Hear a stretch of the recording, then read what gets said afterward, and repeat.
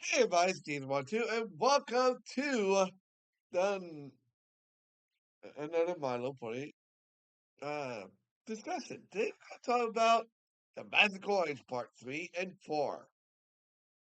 So, as the episode begins, we see Megan and the others still hanging on the bridge, and they, you know, talk to Niblick, trying to get him to let him go, and obviously, since they used all his coins except for two, by the way, um, he is still mad.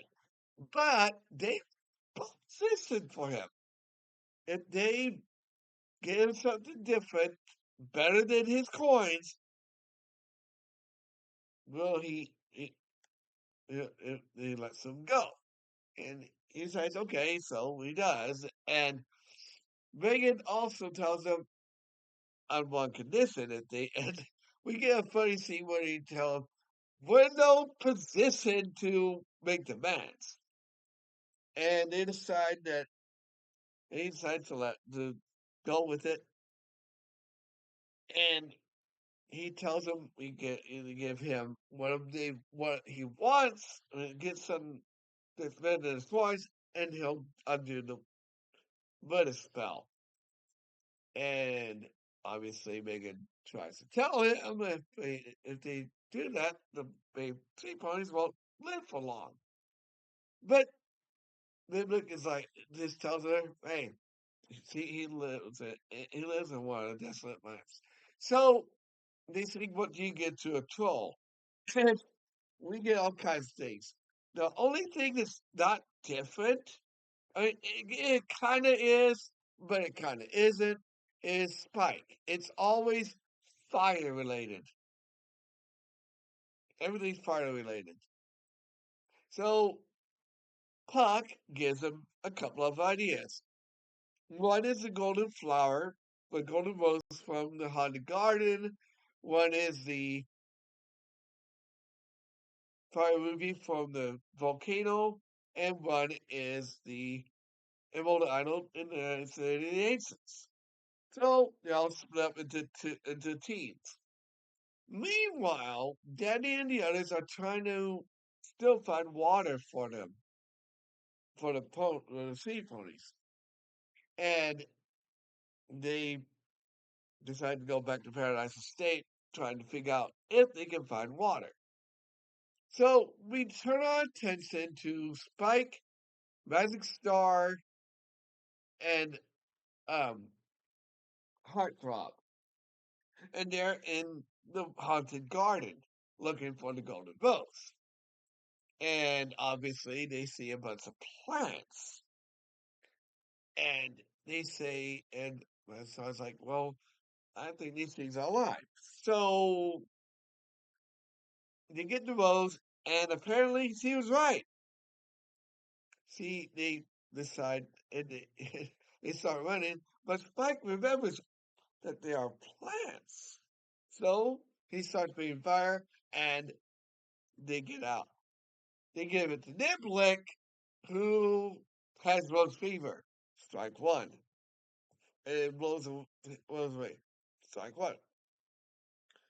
Meanwhile, at the city of the Ancients, the Emerald Idol, they go into the city ancients, and it's booby trapped. I mean, everything is like in certain parts of the floor that's booby trapped. So Magstar Galaxy decides to blink herself across the floor, but triggers one of the traps.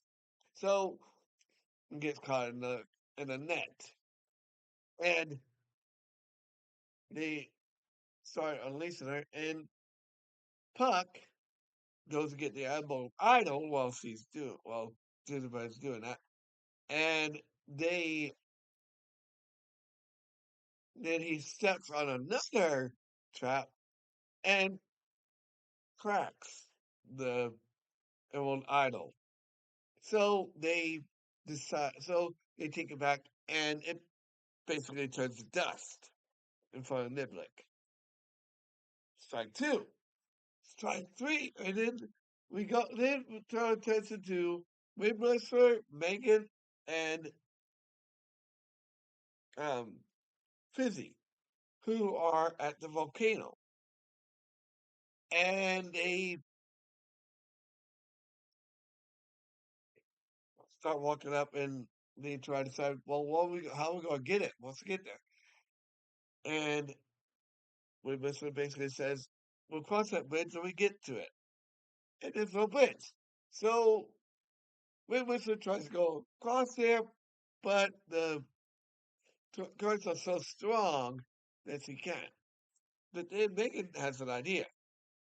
You just want to have Fizz use some of her bubbles, which is still strong from the whisk. She puts her over there, and it's hard to control.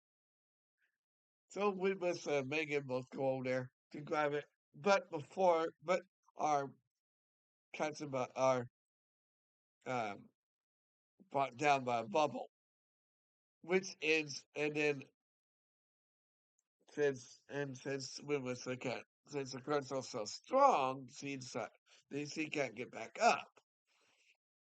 But they're in trouble. The rock they're on is starting to crumble with the ledge. So that is part three. Part four continues from where the episode left off. Megan and Winworth are still sitting there, and since they can still get up, Megan decides to make a wish on one of the last two coins to make him light as a feather, only momentarily. Of course, they fly back up, and they get back up, and they take it to Niblick, who has probably 100 rubies. I mean, so he just tells him, "I have. Do you think I need more?" And then he tells him, "Look," and tells him he's reasonable, and he'll let him go on one condition: to get out of his house. Meanwhile, Daddy and the others are still looking for water, and there's not much left. So Baby Lofty um goes to find some water, but drops the pitcher in the process, which causes a fire. And they start making fire breaks. And of course, Ribbon tells him, be prepared to leave J Valley. Anyway, Megan and the others come back, and Megan decides to make a wish on the last coin to make the fire go away, but it doesn't work. Then Wind Whistler, of course, this is after Puck helps them find back on the way back. And Megan decides to make one last wish on the coin, but of course the fire does go out. And then Wind Whistler comes and picks her up and gets her, tells her that she would do it for a friend. For a friendship is the best thing. And then Megan gets the idea that about what to do with the last coin. So she asks Wizard to go back to help get back to Niblick. All too pleased he's come back. And then Megan tells him, I'll give you something that's even better than your coins, and it'll come from one of the coins as well. And then as the scene goes on, we see another troll who is messy. And he starts cleaning everything up, and Niblick seems like he's going to get mad at Megan. But he sees that he never knew he was lonely. And he reverses every spell, including the weather spell, which makes it start raining again, and Dream Valley's back to normal. And then the episode continues on, and they snip and everything back to normal. Of course, Megan and Nimic are sitting there talking, and he tells her, see, he may be a pain in the butt when it comes to cleaning, but he has never had a friend before. And they sing Friends, which ends the episode. Next time, we're going to talk about the Miss Mass Melee. And it's a personal favorite of mine. Like, comment, subscribe, share. I'll see you guys in the next video.